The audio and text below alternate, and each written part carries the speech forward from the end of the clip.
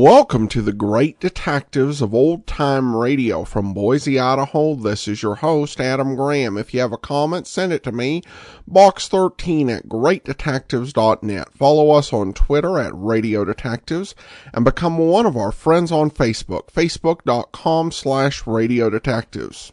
Today's program is brought to you in part by the financial support of our listeners.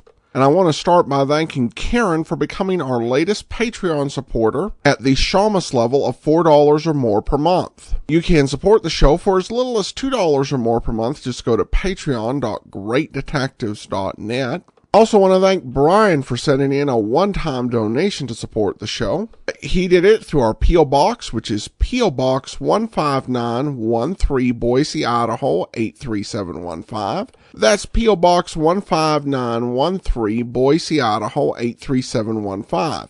You can also support the show via Zelle or PayPal at support.greatdetectives.net.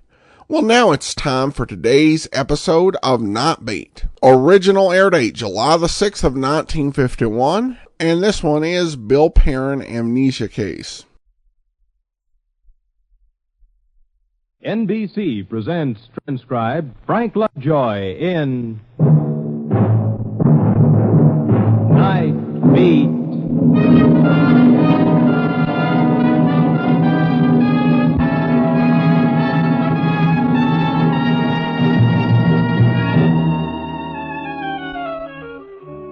Hi, this is Randy Stone. I cover the night beat for the Chicago Star. My day begins when yours ends, when we trade in the sun for the yellow incandescence and the ruby neons, and when a different kind of people come out and prowl the night to make a buck or get their kicks. Yeah, a different kind of people, because the nighttime, the darkness exposes them. Funny that in the dark they have no cover. What you see is a little more naked, a little more honest. One of the reasons I prefer the night.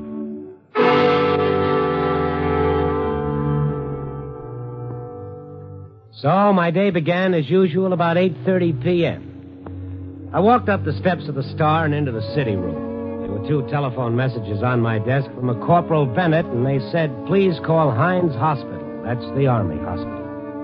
One stamped at 11:35 a.m. and the other at 7:40 this evening. Please call. Hello? Hello, my name is Stone. Oh, yeah, I've been trying to reach you. What can I do for you, Corporal? Well, it's not for me, Mr. Stone. It's for a buddy of mine. He just got out of the hospital today. Well, that sounds good. No, he's in trouble.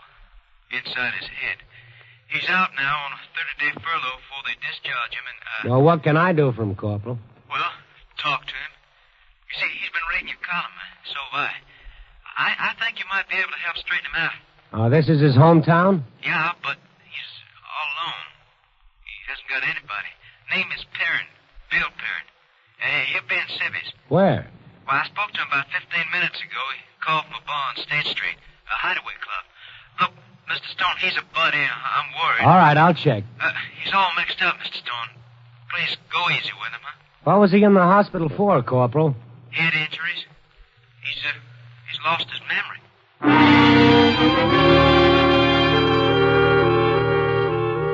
I walked the state and down past Dearborn until I found the hideaway club. It was half dark inside, lit with glowing colors from the jukebox.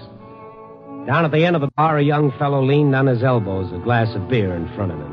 About 29 or 30, well-built, lean, with a pallid face, indoors too much. His clothes looked brand new. I walked down and sat on the high stool next to him, but he didn't turn to look at me. Bill Perrin? What? Stone is my name, Bill. I'm a newspaperman. How do you know me? A buddy of yours gave me a call, Corporal Bennett from Hines Hospital. Oh. Well, you can forget about Bennett and me. Yeah, he's kind of worried. Yeah. Well, thanks. Everybody's worried but me. It's everybody's business. Why don't you all leave me alone? Who's been bothering you? You are right now. Okay. Just thought I might try to help. Hey, what did you say your name was? Stone, Randy Stone. Oh, yeah, you got a column in the Star. That's why Corporal Bennett called me. He said you read my stuff. I guess he thought we'd get along.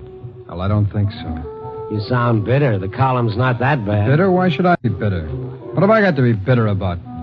Well, might have been kind of rough in Korea. Well, for a lot of other fellas, too. You got me pegged all wrong. Thanks, anyway. Well, maybe because you lost your memory. He told you? Uh-huh. Okay, so what? Well, Chicago's a big place. Maybe you feel a little lost, and maybe I can help a little. If I need any help, I'll call the Salvation Army. That's a good idea. Do that. Oh, no, hey, wait a minute, will you? I'm sorry. There is a way you can help me. Help me find my wife. You have a wife? I think so. My records show a wife. She'd never know it. You know this city. Maybe... Well, maybe... Yeah, maybe. Look, I wrote a couple of letters after I started to get back on my feet. The address on my service record. There was no answer. Well, that could be any number of reasons. Well, I never got the letters back. The allotment checks either. Well, I went to the address early this afternoon after I got out of Hines. It's a rooming house, new owner. Didn't know me or any Mrs. Perrin. He said he'd given the letters back to the mailman. Maybe they're still following me. I moved around a lot. Hospitals in Tokyo, Honolulu. Well, look, I don't know if she's alive. Well, this amnesia of yours, can't you remember anything? A lot before 6 weeks ago. Uh-huh. Her name. It's Alice. Who is she? What is she like? Does she love me? Where is she? Well, how about the Army? I didn't want them to. I didn't want them nosing around. Why not? Well, I guess I'm a little afraid. Oh, forget it, will you? Just forget it. Did you try the telephone book? Yeah, you want to see what she looks like? A picture? Yeah, it was with my things. No letters with my things, just vital statistics and this picture.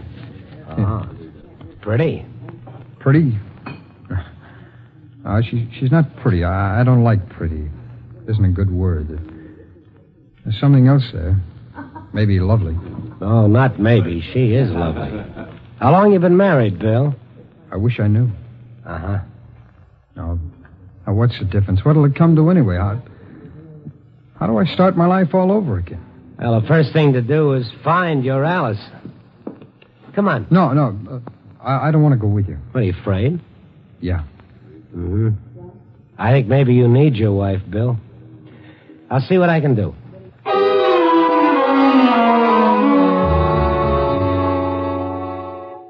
I dropped into a phone booth and called Vital Statistics and told the clerk what I wanted. Information on a marriage license made out to William Perrin and a girl by the name of Alice something. The clerk found a William Perrin married in 1945 to a girl named Alice Rowland. So the clerk looked up Alice Rowland in the city directory and found her now living at 1210 Waring Drive. The city on cards in a filing cabinet. 4 million lives cataloged in steel drawers.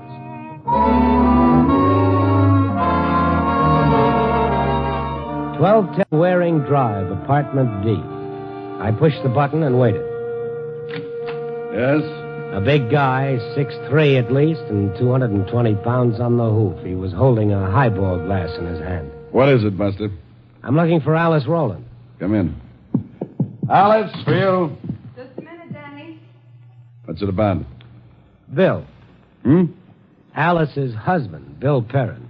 You better beat it, Buster. What? Alice doesn't want to hear about him. Well, she'll tell me if she wants to. I'm telling you. Come on out. After I talk to Alice. Now, look, you got a highball in your hand, Danny. I've got 2 free hands. I don't need but one hand. Okay, on your way.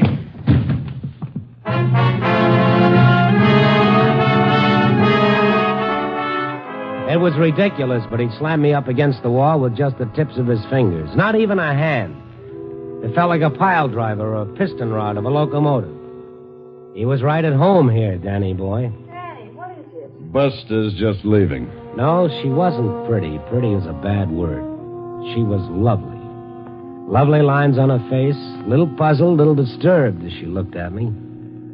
You know how just someone looking at you can hit you, like a pile driver?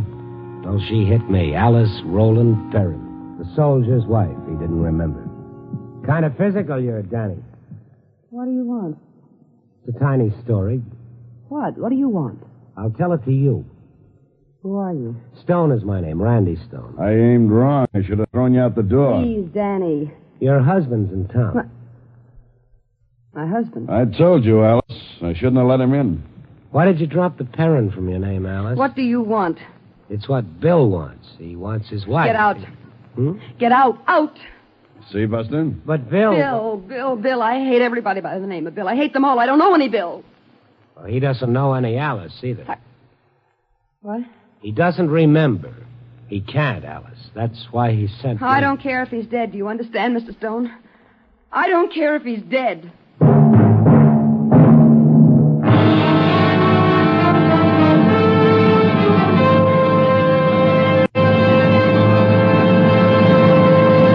NBC is bringing you Night Beat, starring Frank Lovejoy as Randy Stone.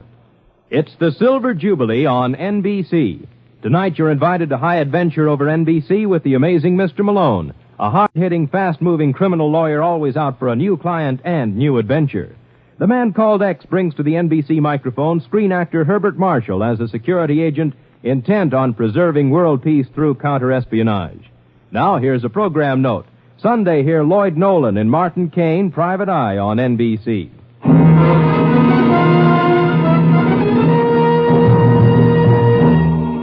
And now back to Night Beat and Randy Stone. Maybe that was the motif. Danny with a highball glass in his hand, not spilling a drop, and Alice saying, I don't care if he's dead. Well, I did, because I'd seen this kid just back from Korea without a memory. Okay, you heard of yourself now. Sure. Then on your way. I got my breath back, Danny. Save it. Just on general principles. I don't like you, Danny. You better put the glass down. I don't need to, Buster. Remember, just one hand.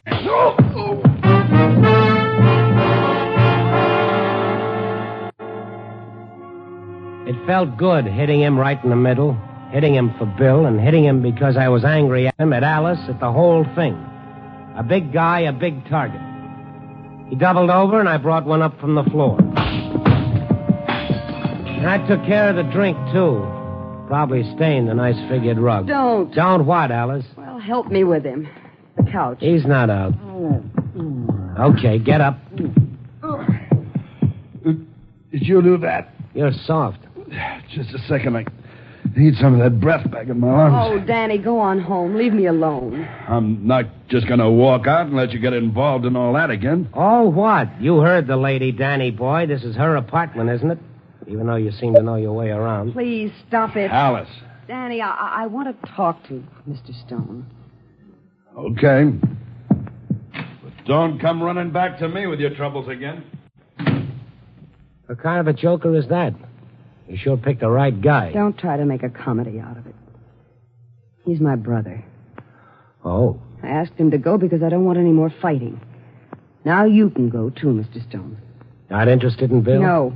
Don't even want to see him? No. He's been shot up? Well, I hope he's all right. I didn't mean what I said about him being dead, but it doesn't matter to me. Don't you understand? I wouldn't like to see anybody dead. That's why I wouldn't like to see Bill dead. How long have you been married to? Too long. Well, that must have been a dandy marriage, make you feel like this after just 6 years. All right, you know how long. I'm surprised Bill remembered. Bill didn't. I got it from your marriage license. Bill doesn't remember anything before 6 weeks ago. Oh. He doesn't remember you, Alice, but he wants to remember. Maybe because he needs Look, you. Mr. Stone, I don't want to talk about it. It's all done. It's finished. Well, not for Bill, it isn't. You know, to tell you the truth, he struck me as a nice guy. Yeah, he is. Kind of a guy who'd make a nice home. Mr. Stone, you don't know anything about him. We've been married 6 years, and it's been a miserable 6 years. Dying all the time. Dying? Why? What does a woman want? She falls in love and she marries a man who's in love with her. She wants a home, a little responsibility, friends. She wants to be able to help her husband, to build something. She doesn't want a husband who's a good-time Charlie, a nice guy, but a gambler and a drinker. I see. She doesn't want a husband who lives from payday to payday and leaves his wife alone 7 nights out of the week. She doesn't want her marriage to fall into a rut like that where she's taken for granted and her husband's softest endearment is to call her gorgeous. Hiya, gorgeous. Goodbye, gorgeous. I got a hot poker game on tonight. Don't stay up for me, gorgeous. I see. What do you think, Mr. Stone? If the chance came, don't you think she'd like to get rid of a husband like that? Maybe. Tried to save $1 a week. Put it away in the bank. I couldn't. Tried to get him away from that hole-in-the-wall rooming house we lived in. Tried to get him to buy a house, settle down. Tried to get him to stop gambling. Tried to tear him away from his cronies. Oh, yes, I tried. I never thought I could misjudge a man so badly. Oh. He's got a way about him. Well, I didn't see the way about him. I saw a guy who's been through some tough times, and he's a little bewildered and a little scared. That's a different picture than I have of him. And it's just possible I know him a little better. Oh, sure, I can't argue that. But, before you chuck him away, why don't you do him a favor? What kind of a favor? Mr. Stone, I don't want to get involved with him again. Help him get his memory back. Oh, that's the easiest thing I can do. Oh? He'll remember soon enough. Just take him to the places he used to go, the poker games, the gambling places, the bars. Will you go along? Will I? Sure. Sure, it won't take long. I'd be kind of interested myself. Where's the first stop? The Century Club, Mr. Stone. One look at the dice games, and it'll all come back to him.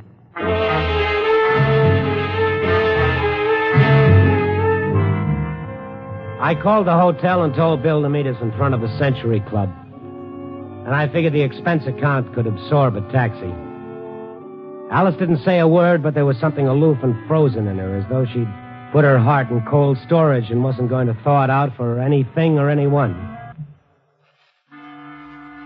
Taxi pulled up in front of the nightclub. I got out, helped Alice out, and stood on the sidewalk for a moment before I saw Bill. He was a little way off, lonesome and waiting, looking at Alice with a soft, curious look in his eye. Here it is, Mr. Stone. We'll have to go through the nightclub. There are stairs behind the orchestra pit. Hello. Oh, Bill. This is your wife. Yeah. Well, thanks. Well, do you want to go upstairs, Mr. Stone? It'll help him a lot more to see the gambling. He'll remember it a lot more than he'll remember me. What? What is it? We're going to try to bring back your memory, Bill. Oh? Something wrong? Well, let's find out.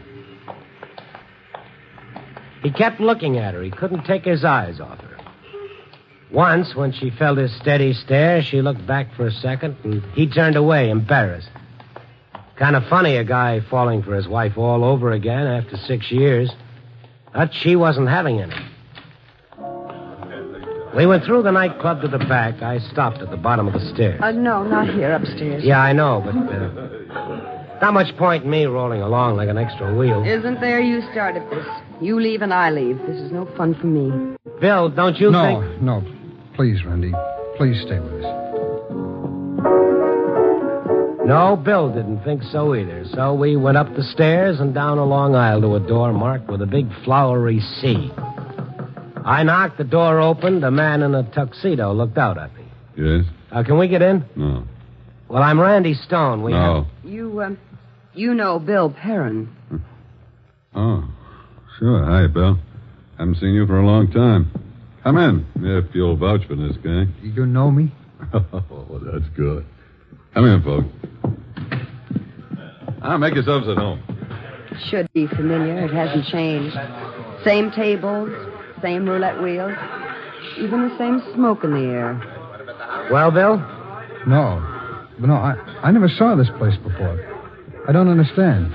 Want to throw the dice a little? I had to work too hard for my money, Mr. Stone. Why should I throw it away? Oh, it sounds good. It sounds awfully good. Did I gamble? Is that it? Did I throw my money away? Do you remember Arlington Park? Leaving your job afternoons to go out there and bet on the horses? I was quite a guy, wasn't I? This is just one of the places. Remember a place called the Starlight Cafe? No, What is it? It was your home, away from home. The last year before you left for the Army. Well, let's have a look. Well, why? I don't want to. It'll help you remember, Bill. It's worth a try.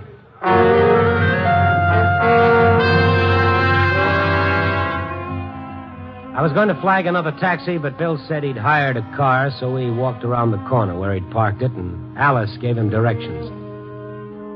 Like a guy taking his medicine, Bill didn't say anything now. He didn't even look at Alice, sitting up in the front seat right next to him. If Bill had been lonely and fumbling before, he was lost and without hope now. Now he knew he wasn't wanted. Now he was not only lonely, he was rejected. A lover without love. We got out in front of a tired little place with a 3-foot blue neon sign over the doorway, Starlight Cafe. A roadhouse, one of 1,000 that grew like fungi along the highway.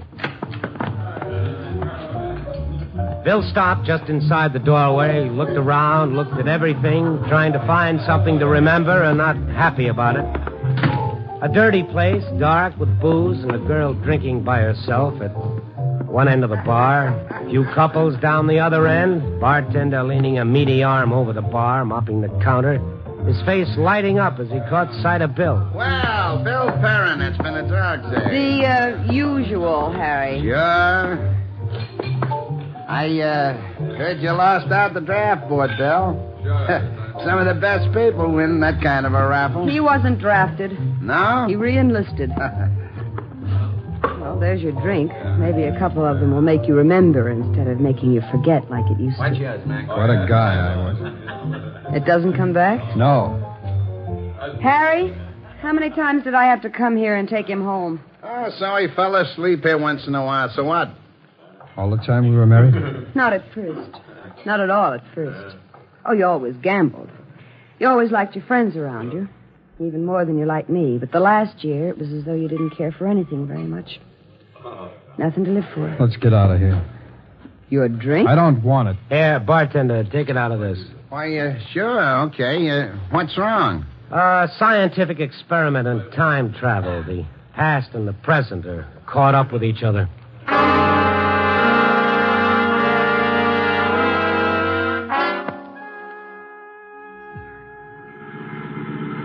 Oh, where are we going now? To visit a friend of yours, a bosom pal. You shouldn't have any trouble remembering him. Saw a lot more of him than of me. Turn right at the corner. What's his name? Johnny Stevens, you'll remember. Stevens? There's a Stevens in the hospital in Tokyo. Johnny Stevens. He didn't go to war. I don't know him. Maybe the face will help. You grew up with him. You two played cards together since you were 11 years old. Cards? Poker, all kinds. Stud, draw. Right there, that's his house. All right. And there's where we used to live. That house, the dirty one we couldn't move away from. Stevens lives 3 houses down. Why move away from your pals?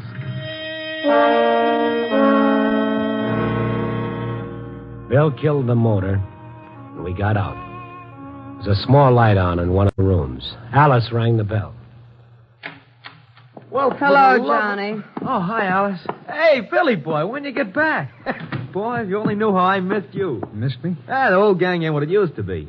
I ain't had a real hot game of poker since you left. That's a long time, Billy. Say, look, how about tonight, huh? Phil called a little while ago. We couldn't scare up enough hands. Maybe a friend here. This is Mr. Stone, Randy Stone. Oh, hi, Randy. Hi. Look, if you're a friend of Bill's, you sure play a cagey hand of stud. Bill just got out of the hospital, Johnny. Hospital? He lost his memory. We hoped seeing you might be able to help him. Wait a minute. You mean he don't remember anything? Hey, Bill, you don't remember me? No. Well, you don't remember the gang? No. I'm sorry. Yeah, I bet you remember a pair of deuces is better than a busted flush, though, huh? Come on, what about it? Let's get a game together. I'll call the guys. No, thanks. Oh, sure. Settle yourself down around a table with a stack of chips in front of you, and Teddy and Milty and... No, thanks. What's the matter? The old lady nagging again? Don't she ever learn it don't do no good? Nagging? No more nagging, Bill. Go on, play with him. You want a friendly game of poker, don't you, with your pals? Maybe I needed something more than nagging, like some shell splinters in my head to make me understand. Goodbye, Stevens. Stevens? Let's get out of here. Come on, let's get out of here. He doesn't remember you, Johnny. I don't think he wants to remember you either.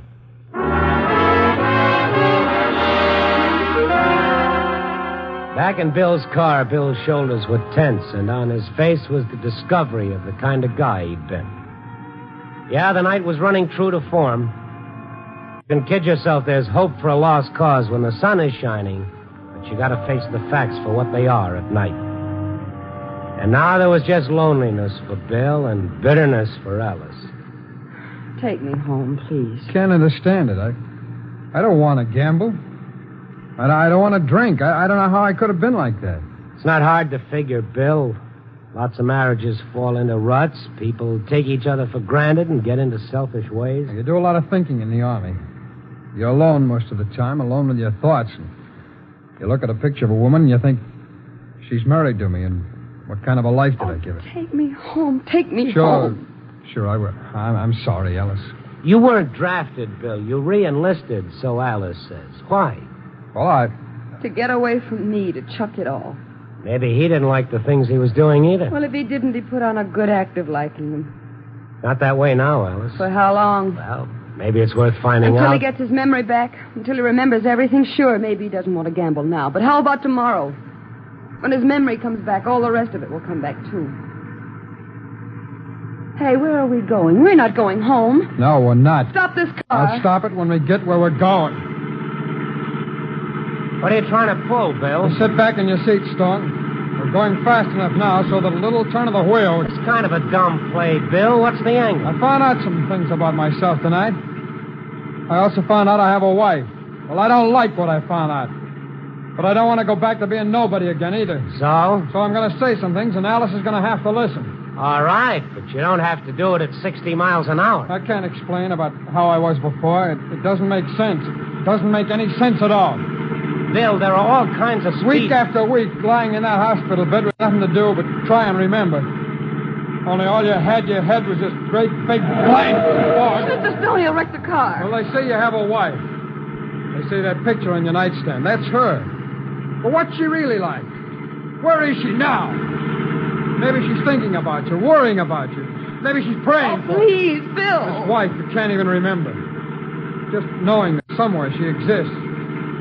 I don't know. I can't explain it, but it makes a difference. It makes a difference having somebody in this crazy, lonely world who cares whether you live or die. Oh, stop it! Stop it! What? Oh, all right. I'm sorry.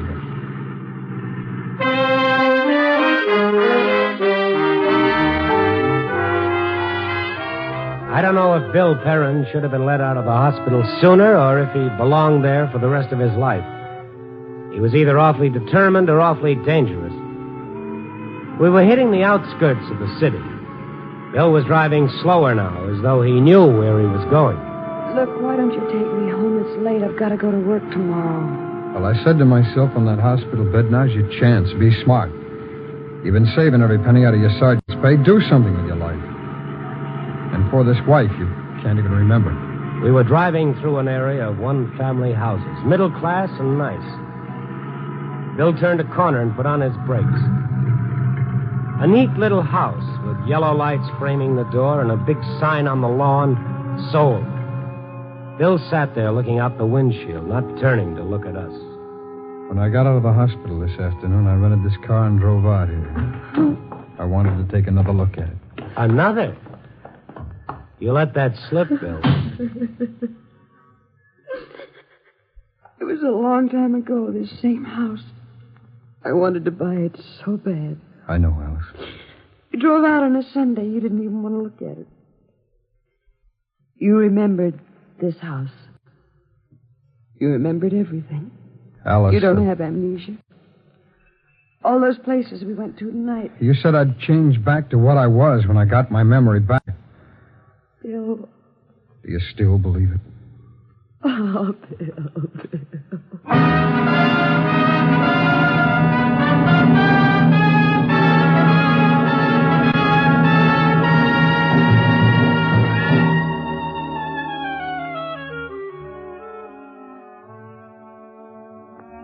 He never had amnesia.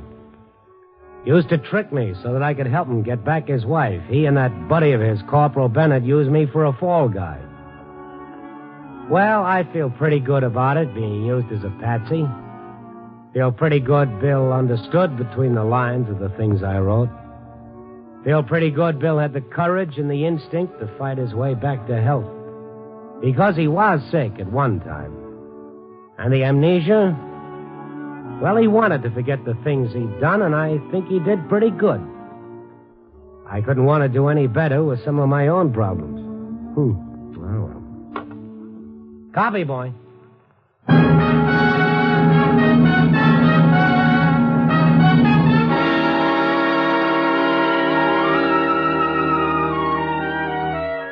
Night Beat, starring Frank Lovejoy, is produced and directed by Warren Lewis. Tonight's transcribed story was written by Merwin Gerard and Selig Lester, with music by Robert Armbruster. The part of Bill Perrin was played by Stacey Harris. Joan Banks was Alice. Others featured in tonight's cast were Ted DeCorsia, Ed Max, and Tony Barrett. Frank Lovejoy can currently be seen co-starring with Joan Crawford and Robert Young in Warner Brothers' Goodbye, My Fancy.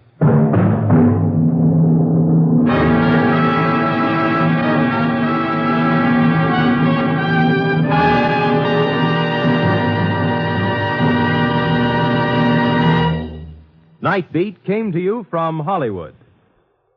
It's the Silver Jubilee on NBC.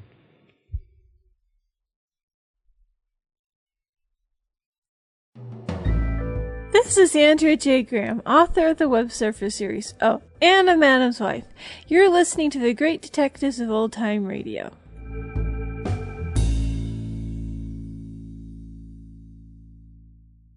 Welcome back. In this episode, we see what modern-day reporters get for checking their facts before they go into an hours-long investigation of a very implausible case of amnesia. Though it turned into, I think, what would be a good, usable story. So I guess the editor would be forgiven on that point. Of course, what was real about Bill was his need for help. And that's probably what Randy picked up on a lot more than the details of his story. I like the realism of him being honest and saying he was afraid, because people didn't usually admit to that on Golden Age programs. Or if they did, with a lot of shame. He's just was very straightforward that he was afraid. Of course, I don't know if I've ever heard of this sort of change happening. Typically, you hear of people who return from wars and begin taking up habits to forget. Although that doesn't happen in every or even most cases. Many people, while still affected by wars, don't make dramatic changes in character. But I don't know if I've heard of this big sort of positive change. Here it's done very dramatically and elaborately, and it is a fairly surprising way that they take the story. So overall, I thought it was a pretty good episode. All right, listener comments and feedback, and I have a letter Brian sent along. And he says, I still love the Great Detectives podcast. Keep it up. Well, Brian, I appreciate your support of the program, and I can't thank you enough for all the support you've given the program over the years. It's truly appreciated. All right, well, that will do it for today. Join us back here tomorrow for Pursuit. And then next Monday, it's another episode of Night Beat. In the meantime, send your comments to box13@greatdetectives.net.